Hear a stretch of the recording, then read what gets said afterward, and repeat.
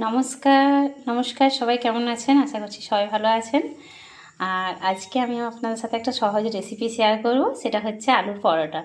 তো আলুর পরোটাটা করার জন্য এই যে দেখুন, আমি কাজটা আগের থেকে এগিয়ে রেখেছি। আমি আলুটাকে সেদ্ধ করে একটা পুর বানিয়ে রেখেছি। তো আলুটাকে সেদ্ধ করে কড়াইতে তেল দিয়ে, তেল গরম হতে গোটা জিরে, শুকনো লঙ্কা, কাঁচা লঙ্কা আর আদা সব দিয়ে, জিরে গুঁড়া, হলুদ গুঁড়া সব কিছু দিয়ে আমি এভাবে লবণ দিয়ে এভাবে আলুটার একটা পুর বানিয়ে রেখেছি।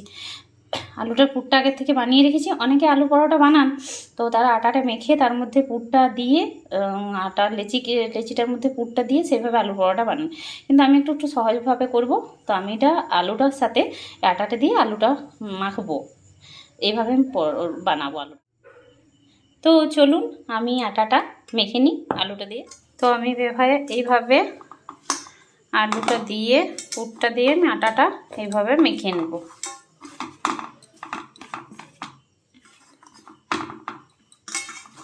আটাটাকে মেখে এভাবে এই যে এইভাবে লেচিগুলো সব রেডি করে নিয়েছি। এরপর পরোটাটা মিলে করে ভাজবো। তো আমি লেচি কেটে নিয়েছি, এভাবে আমি পরোটাটা মেলে নিচ্ছি।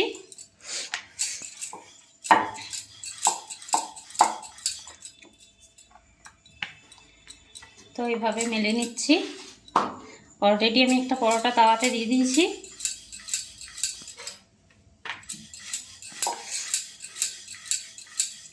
হালকা এক পাশটা ফুলে এসছে, তো আমি এভাবে তেল দিয়ে ভেজে নেব।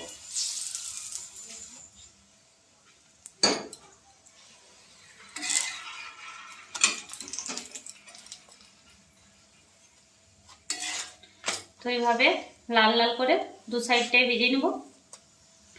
এই পরোটাটা বানানো খুব সহজ আর খেতেও খুব টেস্টি হয়। আলুর পুর দিয়ে পরোটাটা বানালে যেভাবেই হয়, এটাও ঠিক সেভাবেই টেস্টি লাগে। আপনারা একবার বানিয়ে সবাই খেয়ে দেখবেন, তাহলে বুঝতে পারবেন।